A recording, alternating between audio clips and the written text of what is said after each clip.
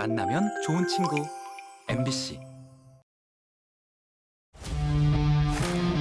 가파른 암벽을 오르며 나의 한계에 도전하는 스포츠 클라이밍. 와, 다리 근육, 등 근육까지 베테랑 선수들인데요. 어르신, 혹시 연세가? 월 나이는 87. 올해 71에만. 한계에 도전하는 실버 클라이머들. 회원들 평균 연령이 65세라는 클라이밍 동호회 무아지경을 소개합니다.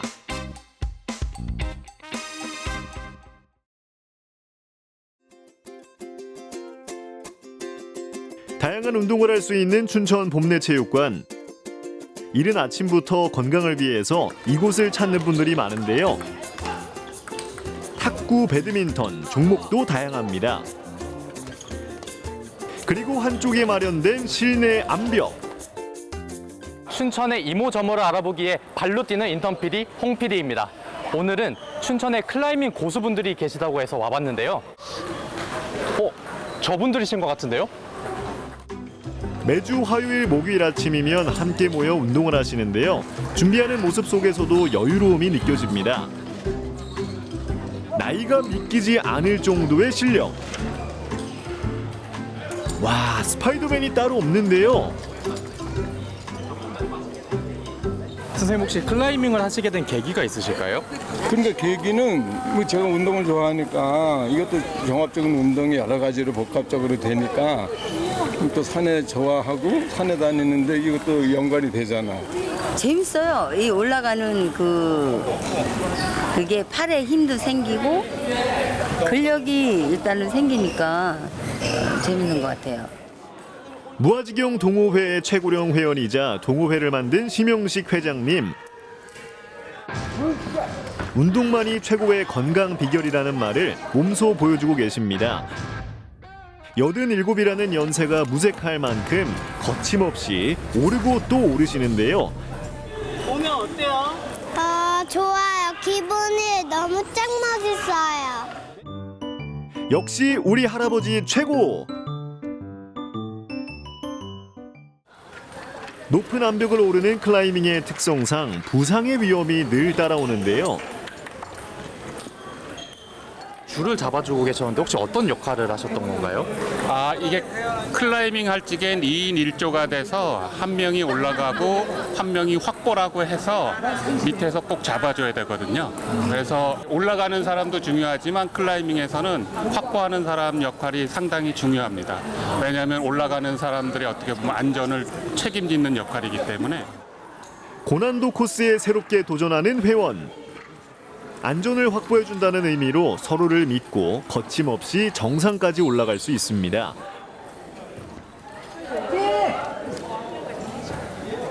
조금 힘들게 해놓으니까 좀 저거 하면 자신감이 떨어질 때는 좀 컨디션 안 좋고 그러면 생각을 안 하거든요.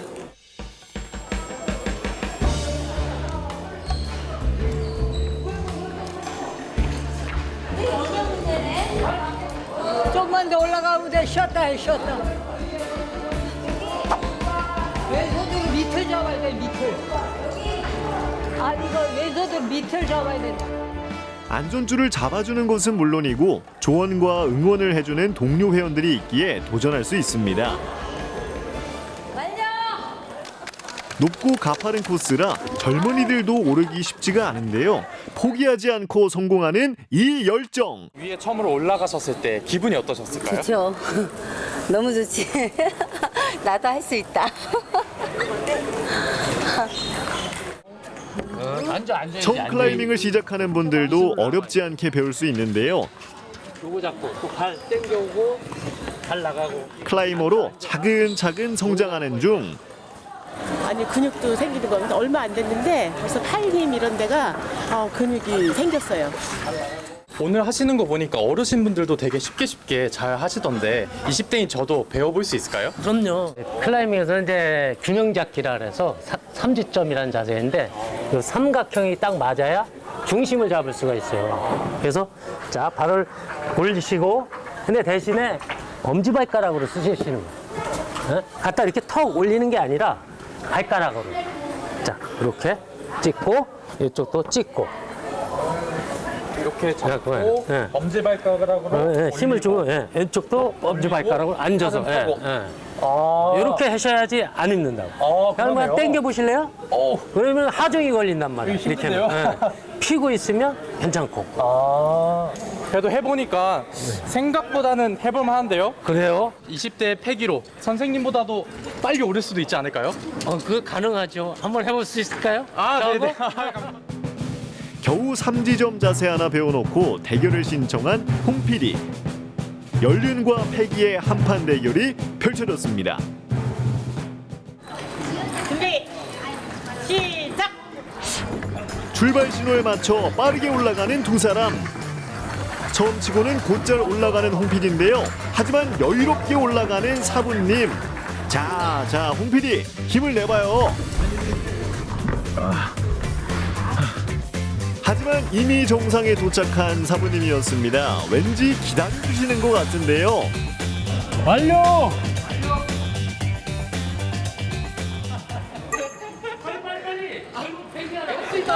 할 수 있다. 파이팅. 이미 승부는 났지만 정상은 찍고 내려와야겠죠. 그렇죠. 연륜인 못 속이죠. 패기가 아무리 그래도 안 되죠. 속도가 말이 안 됩니다. 최고.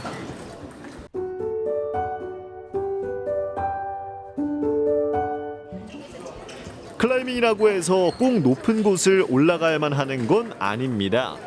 홀드를 잡고 이동하면서 몸을 스트레칭하는 것도 좋은 운동이 됩니다. 특히 우리처럼 65세 넘은 사람들은 올라가는 걸 부담스러워하는 사람들은 여기 와서 이렇게 해주는 거죠. 스트레칭을 하면 몸 전체가 싹 풀리고 다른 스트레칭하고 달라요. 왜냐하면 내가 내 몸으로 할 수 있는 만큼만 하니까. 운동 후 즐기는 꿀맛 같은 휴식. 이렇게 다 같이 운동하시면 좀 어떠세요? 좋죠. 이게 친목도 다져지고 이 운동만 하는 게 아니라 산에도 가고 우리 그래요.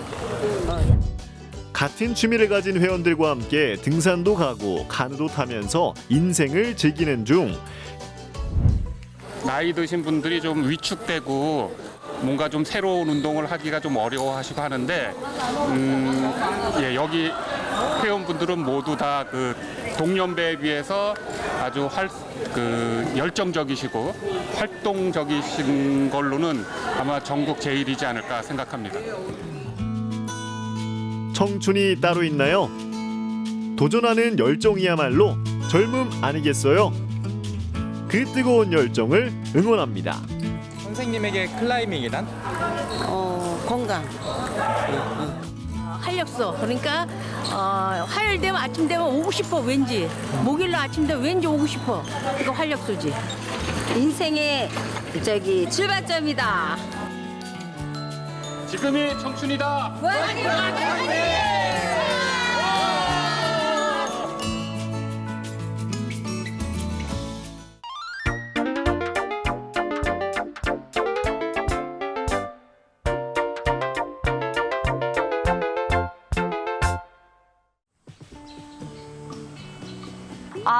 제가 이 독서 활동을 조금 하고 있어요. 취미 생활을.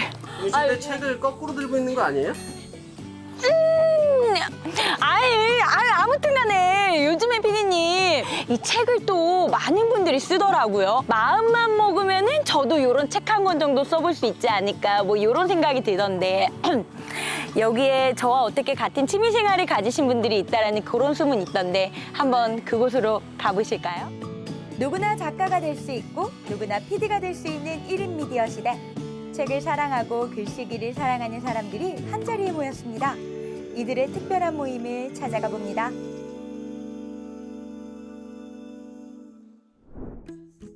오늘의 주인공을 만나러 찾아온 이곳, 한 카페로 들어섰는데요. 그런데 보통 카페 같지는 않죠?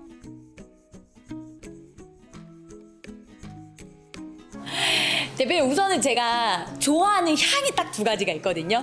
우선은 에스프레소의 커피 향, 그리고 딱 보면 아시죠? 저 책 되게 많이 읽게 생겼잖아요. 네. 그렇죠? 대표님께서 말씀하시는 이곳은 구체적으로 어떤 곳인가요? 네, 저희는 이제 뭐 흔히 북카페라고 알고 계시는데요. 예, 커피나 음료를 팔고 그리고 책을 판매하는 동네 책방 겸 서점 겸 카페라고 보시면 됩니다. 북카페인 이곳에 들어서자마자 눈길을 사로잡는 건 바로 회원들의 책장이었는데요. 각자의 이름표를 붙인 이 책장의 주인공들은 바로 시민 작가들. 아주 특별한 독립출판 모임도 갖고 있죠. 다양한 책과 함께하는 공간이다 보니 아이와 함께 찾는 손님도 눈에 띄는데요. 여기 오시는 특별한 이유가 있다면 어떤 이유 때문에 종종 방문하시는 것 같으세요? 우선 조용히 책을 읽을 수도 있고 네. 그리고 맛있는 커피도 같이 즐길 수도 있고요. 네. 그리고 뭐 아이들하고 같이 방문할 수도 있고 여러 가지 장점이 있죠. 이야, 책을 좋아하시는 이유가 있다면 어떤 이유 때문에 자주 찾고 자주 읽게 되세요?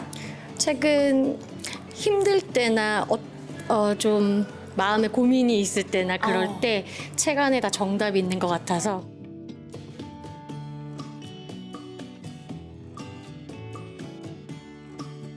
맞아요, 선생님. 책방에 가면은 이런 모습 나와줘야 되거든요. 네. 괜찮습니까, 어머님? 네, 우선 여쭤볼게요. 시끄러워. 원래 책방이 잠자기 제일 좋은 장소인데 미안해요, 아들. 네. 여기 아드님이 오늘 방문하셨는데 자주 오세요? 저는 이제 5년 전에 어떤 계기로 여기를 오기 시작했는데 엄마랑 같이 책을 읽고 또 먹거리가 있고 이렇게 하는 곳이 많지 않아서 오다 보니 그런 분위기인 거예요, 여기가. 그래서 처음에는 뭐 책을 사러 왔다가 이후에는 이제 아이들이랑 종종 이렇게 오게 됐습니다. 아들, 우리 이게 카메라 앞인데 책 읽는 척이라도 한번 해볼까? 이게 안 그랬어가지고. 우리 아이들은 거짓말을 못해요. 우리 아이들은 거짓말을 못합니다. 책을 좋아하는 모든 사람들이 모이는 공간답죠. 하늘이 어둑어둑해질 무렵 카페 영업이 끝이 나는데요. 그런데 문이 닫히는 이 시간 오히려 카페가 더욱 분주해집니다. 바로 특별한 모임 준비 때문인데요. 카페에 뒷정리를 하고 카페에 불이 꺼지면 하나둘 카페를 찾는 사람들이 있습니다.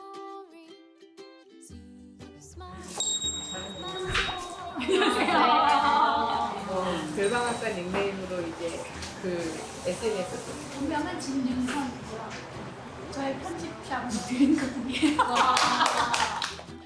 바로 이곳에서 특별한 글쓰기 모임이 진행되기 때문이죠. 바로 책을 쓰는 작가들의 모임인데요. 이 모임은 어떤 모임이고 어떤 취지로 지금 이렇게 많은 분들이 함께 모여 계신 거예요? 네, 이 모임은 저희 책방에서 지금 현재 이제 1년 전부터 시작한 쓰쓰 글쓰기 모임이고요. 네. 쓰쓰는 이제 각자가 붙이기 나름인데 저희가 이제 생각하고 지은 거는 쓰레기라도 쓰자. 그러면 우선은 쓰레기를 쓰든 좋은 거를 쓰든 이제 글이 쌓일 거 아니에요. 이런 글들은 결국에는 어떻게 남게 되는 거예요? 지난 이제 6월 달쯤에 이제 시스에 참여하셨던 분 중에 이렇게 책을 내고 싶어 하시는 분이 있었는데 이제 저희 여기 참여하시는 분 중에 또 독립출판 교류회의 회장님 격의 작가님이 계시는데 여기 출판사에 내 책 좀 내줘. 나 글이 있으니까 내 책 좀 내줘. 이렇게 했는데 그 작가님께서 이왕 내시는 거 내가 그냥 이분 거만 내주는 거보다 글 쓴 사람들이 시스에 참여하신 분들이 많이 있으니까 원하는 사람을 모집을 해서 우리 같이 책을 내보자. 원주 지역 출판 교류회 소속 회원들과 시민들이 함께 모여 글쓰기 모임을 진행하고 독립출판 서적도 출간하게 된 건데요. 뭐든지 마감 일자가 있고 또 목표가 있어야지 모임도 지속이 되는 거고 또 글도 계속 써내려갈 수 있지 않을까. 그런 거에 있어서는 사실 큰 도움을 주신 것 같다는 생각이 드는데 말씀하신 것처럼 마감이 일단 있고 마감이 있어야 돼요. 그죠. 완벽하지 않아도 그때는 반드시 끝내겠다는 마음이 있으면 되는 것 같아요. 글 쓰고 서로 읽고 계속 고치다 보면은 나아지고 이제 또 과거의 나의 결과물을 보고 앞으로 조금씩만 더 나아지면 되는 거니까. 네. 저도 나름 글쓰기에 일가견이 있는 여자인지라 모임에 참여해봤습니다. 네, 안녕하세요. 저는 오늘 쓰쓰 모임에 이제 뿅아리 신입 회원 닉네임은 윤이라고 불러주시면 감사하겠습니다. 네. 제 어필을 잠깐 해보자면은 제가 초등학교 딱 그림 일기 때부터 지금까지 저 단 하루도 안 빼놓고 저는 일기를 쓰거든요. 함께 책을 읽거나 글을 쓰고 글쓰기 강사를 초빙해 글쓰기 수업도 진행하는데요. 오늘은 서로의 작품을 평가하고 이야기를 나누는 시간이죠. 선생님께서는 그러면은 글을 쓰는 지금 작가님이라는 직업을 하나 얻으셨지만 본래 직업은 어떤 거세요? 저 본래 직업은 공인중개사예요.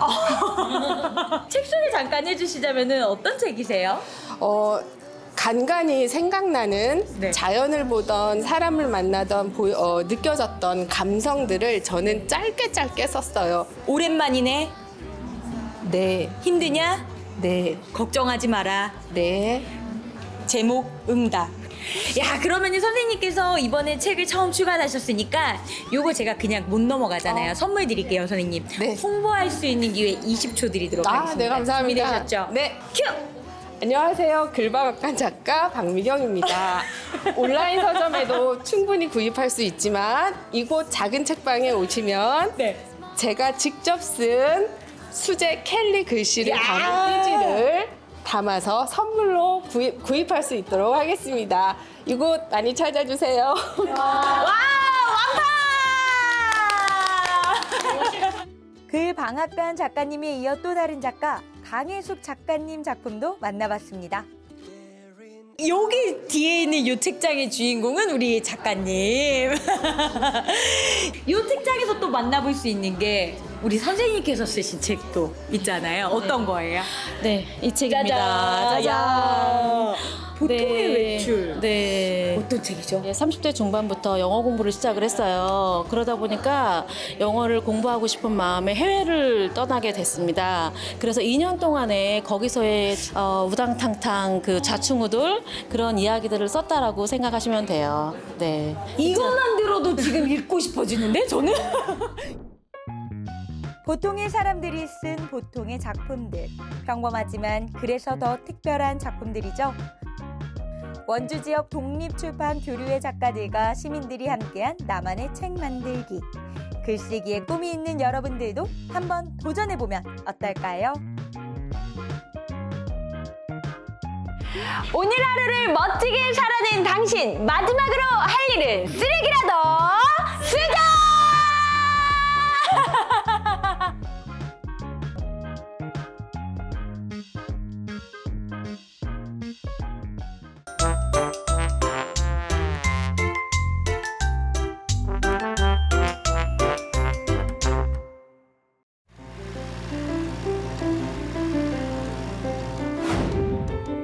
국민 1인당 한 해 쌀 소비량은 56.4kg.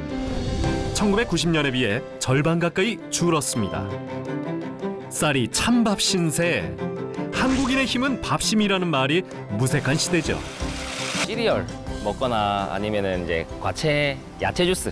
간단하게 과일이나 빵 같은 종류를 좋아하고 많이 먹는 편인 것 같습니다. 밥이 사라진 속 허한 현실. 든든한 한 끼를 위해 뭉쳤습니다.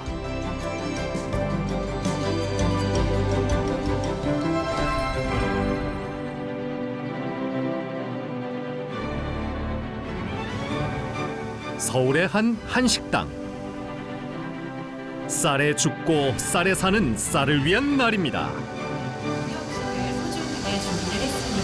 그러면 지금부터 2024 쌀의 날 10주년 기념식을 시작하겠습니다. 동지사 딸 꽃 본 듯이 쌀을 봐달라며 모인 사람들.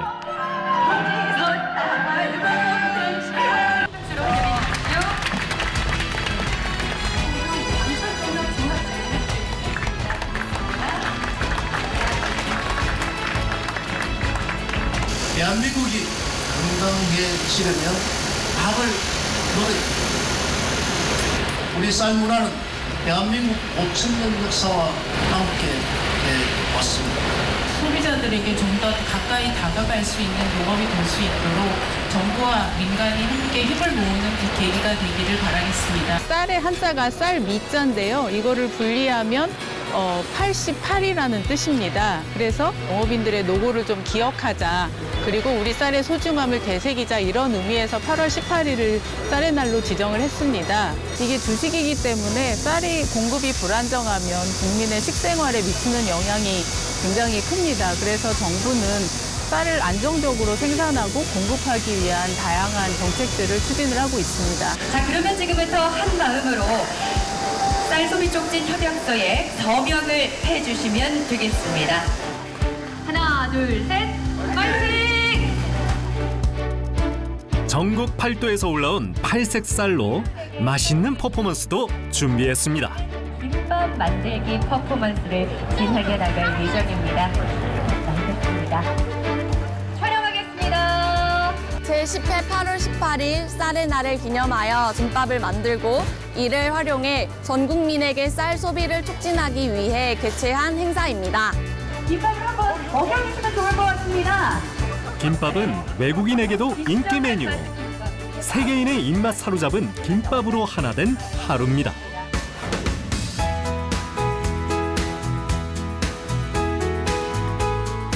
직장인들의 아침은 늘 분주합니다.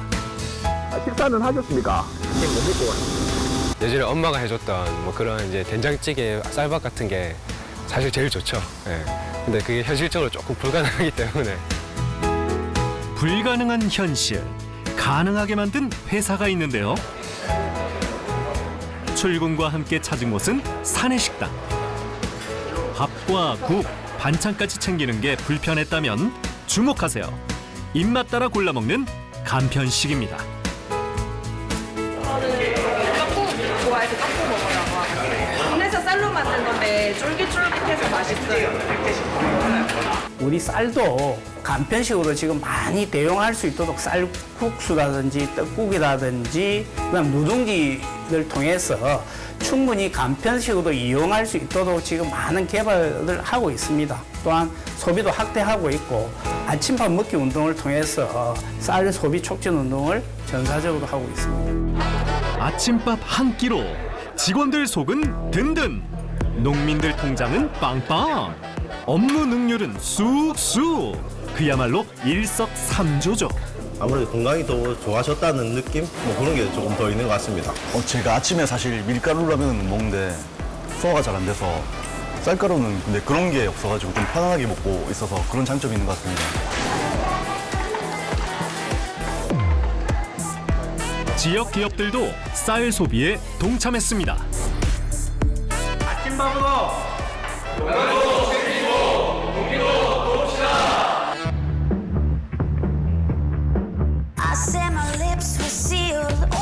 쌀 하면 밥이나 떡만 생각난다고요? 밀가루가 평정했던 빵에 도전장을 내밀었습니다. 예, 전 제품 가루쌀로 만들고 있는 빵입니다. 바게트부터 시작해서 팥빵, 모든 빵, 카스테라에서 한 100여 가지 됩니다. 모든 빵들을 이 쌀로 이렇게 다 만들 수가 있어요. 가루쌀은 농림부에서 특허받은, 국제 특허를 받은 쌀이에요. 재분하기가 굉장히 쉽다는 거예요. 밀처럼. 옛날에 쓰던 가루쌀로 이렇게 다 변형을 시켜서 레시피 조정을 해놓은 거예요.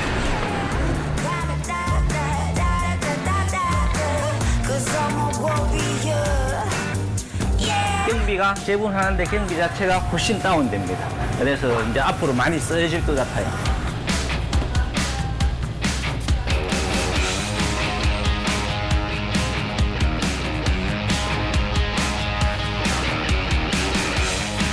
요거는 쌀눈 식빵입니다. 전박이들이 보이죠? 이 쌀눈입니다, 쌀눈. 이 현미쌀을 아주 곱게 재분을 해서 빵을 만드니까 소화가 너무 잘 됩니다.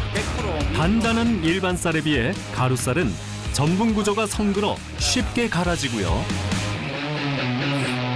가격도 일반 쌀의 4분의 1로 저렴합니다. 가루쌀의 장점, 여기서 그치지 않습니다. 우리 가루쌀빵은 수분 흡수력이 너무 좋아요.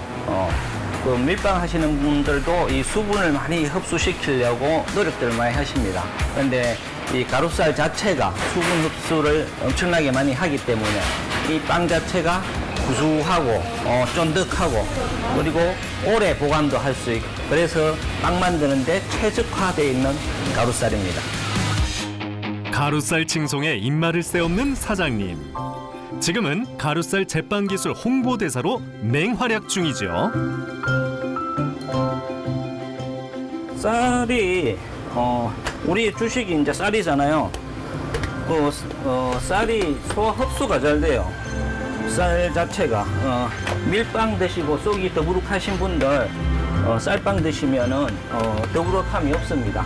그만큼 우리 몸하고 잘 맞는 거죠. 이게 전국의 모든 밀가루 빵집들이 가게에서 가루쌀빵 한두 가지씩 꼭 했으면 좋겠습니다. 입소문난 가루쌀빵으로 주민들 참새 방앗간 된 지 오래. 빵지 순례지로도 인기가 높습니다. 위가 안 좋은 사람들은 밀가루 음식을 먹으면 손이 많이 부대끼고 불편하거든요. 빵이 먹고 싶어도 밀가루 빵이라서 못 먹던 분들이 쌀빵 잘 먹어요. 건강을 생각해서. 쌀 가공 산업 육성 5개년 계획을 만들어가지고 다양한 쌀 가공 제품을 개발하고 소비자들한테 공급을 하고 있습니다. 우리 국민들도 이런 그 쌀 농업의 소중함을 인식하셔서 다양한 우리나라의 쌀 제품을 소비할 수 있도록 노력해 주시면 감사하겠습니다. 식량 안보가 국가 경쟁력. 황금들녘에 우리의 미래가 달려 있습니다. 쌀맛 나는 세상을 위해 외칩니다. 쌀밥 먹고 팔팔하게 힘냅시다.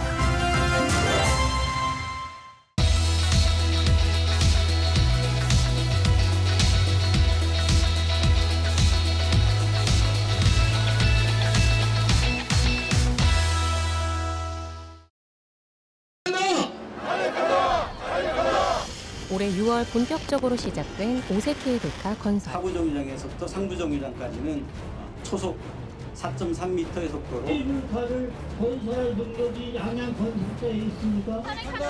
커넥한다. 안 된다는 게 되니까 우리는 너무 좋죠. 관광객도 많고 또 여기 지역이 활성화도 되지 않을까.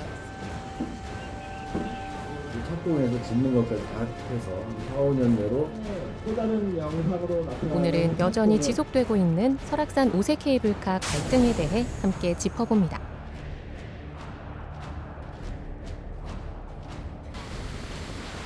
지난 7월 31일 궂은 날씨에도 불구하고 설악산을 찾은 이들이 있습니다.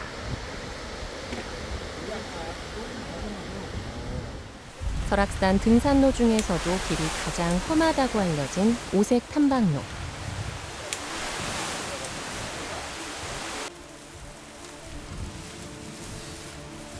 이날 모인 10여 명 남짓의 사람들이 세 걸음마다 한 번씩 절을 하는 삼보일배를 시작합니다.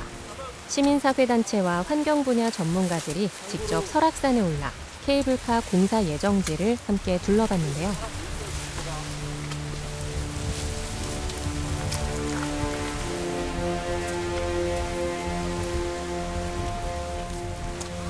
이른 새벽부터 최단거리 코스로 시작한 설악산 등정. 1982년 이후 40여 년 만에 물꼬가 트일 것으로 기대했던 설악산 오색 케이블카 건설을 반대하는 오체 투지 방식의 산행을 진행한 겁니다. 이렇게 오체 투지를 함께 하면서 계속 진행해야 하는 사업인가, 자연을 그대로 두면 안 되는가라는 생각을 지울 수 없는데요.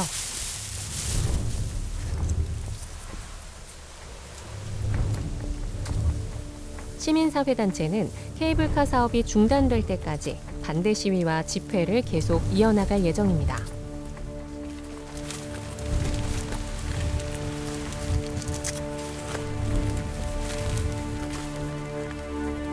아무것도 할 수 없는 무력감 이런 게 있었고, 그래서 오체투지 하는 설악산 캠프를 막고자 하는 마음으로 오체투를 한번 해보자 해서 모였던 거고요. 다만 희망을 봐야 하는데 오체투지 하는 동안 좀 무기력했어요. 그러니까 우리가 이걸 한다고 해서 정책 결정자들이 되돌릴 수 있을까? 그럼에도 불구하고 한 사람 한 사람의 바람들이 모이고 힘이 모이면 가닿지 않을까? 케이블카를 만드시는 분들이 뭐 예를 들어서 탐방로 회피 대책으로서 탐방로에서 한 500m 정도 더 밑으로 내려갔다라고 주장을 하고 있습니다. 하지만 우주 리조트의 사례에서 보면 얼마든지 향적봉까지 연결되는 그런 탐방로가 만들어지는 걸 보고요. 이러한 케이블카가 탐방 압력을 줄이는 것이 아니라 오히려 더 많은 탐방 압력을 만들게 될 것이고, 이게 설악산 케이블카 사업이요, 설악산만의 문제는 아닌 것 같고요.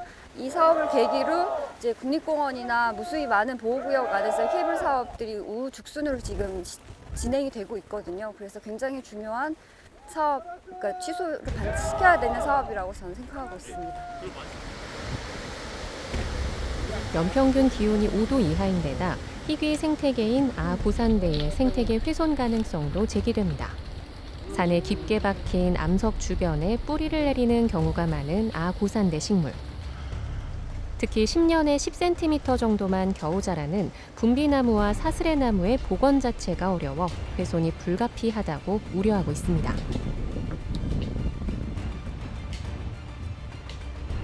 덕유산에 거기는 원식생을 보존을 했는데도 주변에 환경이 변하니까 옆에 있는 나무들이 다 죽었어요. 그렇게 굉장히 민감한 곳이라는 게 아구산이에요.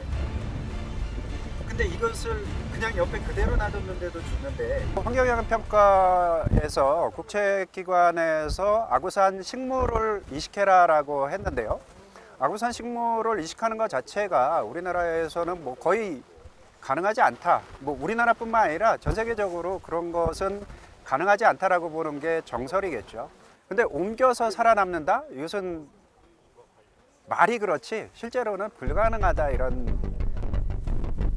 케이블카가 설치되는 곳은 생태자연 별도관리 지역인 동시에 공원자연 보존지구. 훼손에 정말 민감하기에 중요하게 보존해야 될 지역인데요. 어느덧 등정을 시작한 지 반나절쯤 지났을까요? 정오가 돼서야 대청봉 정상에 도착했습니다.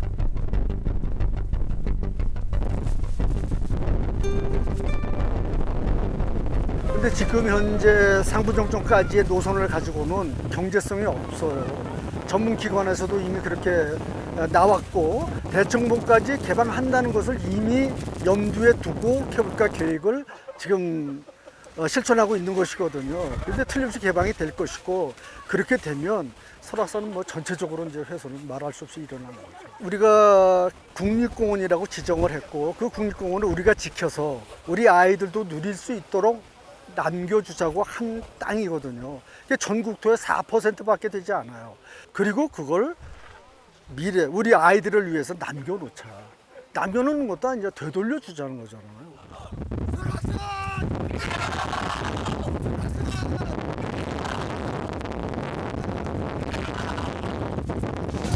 그렇다면 케이블카 사업을 맡고 있는 양양군의 입장은 어떨까요?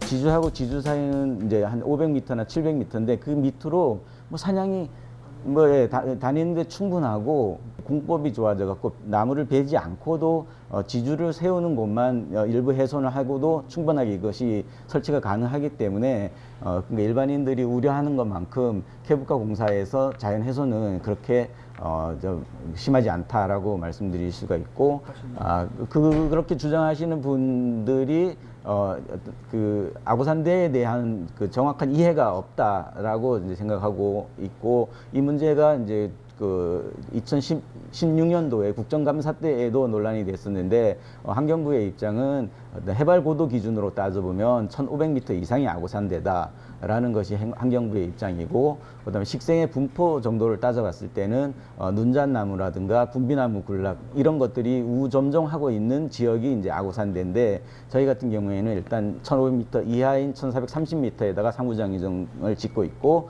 제가 식생 조사를 했을 때에도 신갈나무가 우점종하고 있기 때문에 해발 고도 측면이나 그다음 식생 측면에서도 거기는 다 아구산대가 아니다. 다른 예를 들어서 덕유산 사례하고 그다음에 설악산 사례하고는 조금 접근을 달리하는 부분인데, 덕유산 사례 같은 경우에는 동계 유니버시아드 경기 때 스키장 곤돌라를 설치했다가 이제 향적봉까지 올라가는 것이 그냥 뭐 주민의 뭐 민원에 의해서 자연스럽게 그렇게 된 것인데 저희 같은 경우에는 이게 그 삭도 가이드라인이라는 것을 지키면서 승인이 됐고 계획이 됐고 설계가 된 것이기 때문에 삭도 가이드라인에서 제일 중요한 부분이 기존 탐방로하고 연결을 회피하라라는 기준이 있어요. 저희는 그 기준을 지켜서 승인을 받았고 그다음에 앞으로 그렇게 또 설계가 되었고 그렇게 운영할 수밖에 없는 그런 상황입니다. 42년 동안 우리가 친환경 설악산 오색 케이블카를 추진하면서 여러 우여곡절이 많았습니다만 지금은 정부에서 허가를 득해서 비록 착공식을 했지만 앞으로 환경단체와 서로 소통하면서 호주에 가면 그런 국립공원 지역에 케이블카 있는 지역에 함께하는 사례가 있습니다. 저희도 그 모델을 그대로 가져와서 머리를 맞대면서 환경 훼손을 최소화해서 그 대신 세계적인 명품 케이블카를 만들어서 관광 내수 경기가 활성화가 확 될 수 있도록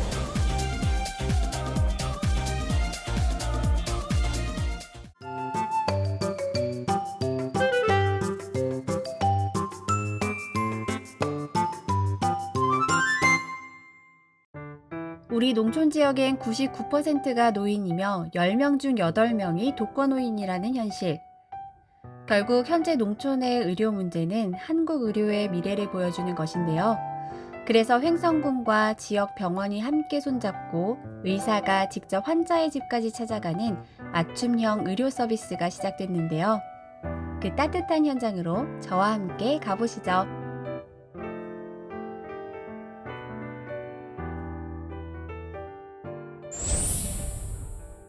강원특별자치도 횡성군 횡성읍의 한 병원. 제가 찾은 이날 병원 대기실에 진료를 기다리는 많은 분들이 계셨는데요. 대부분 어르신들이더라고요. 어머니는 오늘 어디가 편찮으셔서 오셨어요? 제가 대장부진 걸렸어요. 갑자기 여기가 아프니까 왔더니 원장님이 잘해주시대. 대장부진 예. 일반 검사는 괜찮으시고 증상도 괜찮으신 걸 봐서는 크게 걱정은 안 하셔도 되는데 누구보다 노년층은 병원을 제 집 드나들듯 할 수밖에 없는 현실에 지역 의료 서비스 역할이 클 수밖에 없습니다. 불편하죠. 저는 뭐 그냥 제 차로 다니긴 해도 거기서 오는데 한 38분 걸린다. 그래서 저도 여기서 좀 오래 살라고 그렇게 해도 혹시 내가 차 없을 때는 아프면 버스 타고 와야죠. 오랫동안 횡성 지역에서 진료를 봐온 신영철 원장은 이런 환자들의 불편함을 누구보다 잘 알고 있습니다. 어머니 많이 아프지 않으세요? 안 아파요. 네, 한번 봐봐요. 예. 잠깐 기다리면서 보니까요. 예. 아무래도 이게 횡성 지역이라서 그런지 어르신 환자분들이 많으신 것 같아요. 특히 횡성은 고령 인구 비율이 한 34% 정도 돼요. 그래서 전국 한 2, 3위 정도 차지하는 정도로. 횡성 지역이 또 굉장히 넓잖아요. 그렇습니다. 그래서 예. 여기 병원과 거리가 먼 곳에 계신 또 어르신 환자분들은 굉장히 어려움을 많이 겪으실 것 같아요. 예, 면단이 시골에서 오시는 어르신들은 대부분은 이제 보호자들이 동반자들이 안 계시기 때문에 혼자 어르신들 오셔서 여러 가지 고생을 많이 하십니다. 예. 그런 어르신들은 이제 옛날에 저희들로 어머니 아버님하고 같은 연배시고 또 이제 옛날에 고생을 많이 하셨던 분들이기 때문에 특히 안타깝고 배려해야 되는 면이 많이 있습니다. 그런 의미에서 신영철 원장은 의료기관의 접근성이 낮은 농촌 지역 특성을 반영해 횡성군과 함께 시행해 오고 있는 게 있는데요. 바로 왕진, 찾아가는 의료 서비스인 것이죠. 진료 시간을 빼서 지난 6월부터 한 달에 2번 찾아가는 방문 진료를 위해 신영철 원장뿐만 아니라 간호사, 사회복지사도 왕진길에 동행합니다.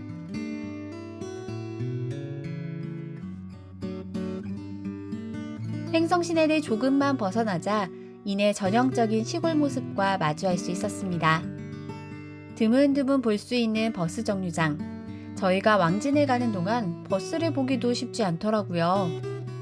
그렇게 시골길을 40여 분 달려와 도착한 곳은 청일면의 안순옥 어르신댁. 안순옥 어르신은 97세 고령이시며 백내장으로 왼쪽 눈은 보이지 않고 허리 통증이 심해 병원 방문이 쉽지 않습니다. 아이고, 어머니 지금 와. 왕진에 나가면 환자가 어떻게 사는지 삶의 맥락이 보인다고 해요. 영태병원에 못 가냐? 이제 약 저거 하실 때 오셔야죠. 여기 차가 없어. 버스는. 없어졌어? 식사는 어떻게 해 드셔, 어머니? 어머니가 해 드셔? 이렇게 경험을 하게 되면 다시 진료실로 돌아가도 환자의 증상만 보는 게 아닌 한 사람의 삶을 보고 진료할 수 있게 됩니다. 그래서 힘들지만 왕진에 나가는 이유인 것이죠. 사람 얼굴도 어려운 게 뚝뚝이 안 보이고. 어머니, 나 알아보면 잘 보이는 거야. 네, 원장님 이렇게 오시니까 좋으시죠? 아이, 전화만 하지. 많이 보고 싶었지. 저기 원장님이 어르신들 병원 못 오시는 어르신들 찾아가신다 그래가지고 저희가 왔거든요. 진짜 그러진 않고. 진짜 그러진 않아. 아, 이런 늙은이 찾아온 점이 진짜 고맙지. 누가 그러겠느냐고. 찾아가는 진료 서비스인 왕진 서비스에는 사회복지사의 역할도 매우 중요한데요. 누가 사왔어요, 어머니? 누가? 어머니가? 응? 생활지원사가? 여기 팔하거나 아플 때 바로 연고하고 파스, 다 파스야. 거동이 불편한 어르신들을 위한 노인 통합 돌봄 사업으로 확대되고 있기 때문이죠. 올해 3월 26일부터 의료 돌봄 통합 지원법이 통과되면서 횡성군이 지금 기술 지원형 사업을 보건복지부로부터 하고 있습니다. 그래서 그 안에서 의료 돌봄 통합이 될 수 있게끔 서비스 체계의 사회복지 사회 역할들을 하고 있고요. 대상자분들이 필요한 게 의료분도 있지만 또 복지 차원에서의 많은 서비스나 자원들이 필요하기 때문에 그런 부분들을 원장님과 같이 준비하면서 지역사회에서 만들어가고 있습니다. 어르신들을 마주할 때면 안타까움은 늘 남기 마련.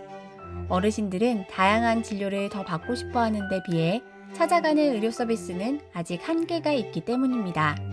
지금 오셨을지 검사를 해주실 근데 여기서는 여기 와서 검사 기계를 가지고 올 수 없으니까 전문적인 건 사실은 조금 아직은 어려운 점이 좀 있습니다. 그래서 이제 새로 시작하는 이제 그 일반 사회복지하고 그리고 의료복지하고 같이 접목해서 어르신들 돌봄 시스템이 잘 갖춰질 수 있도록 제도적으로 확충이 됐으면 좋겠어요.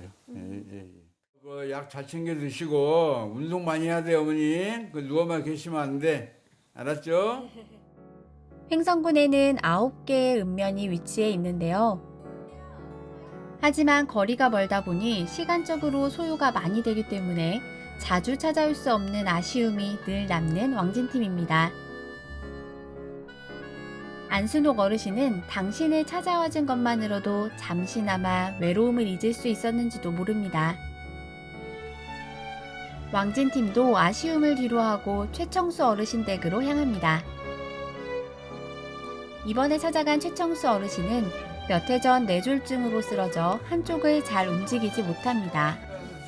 그냥 꼬적꼬적 먹는 거지. 무슨 말씀?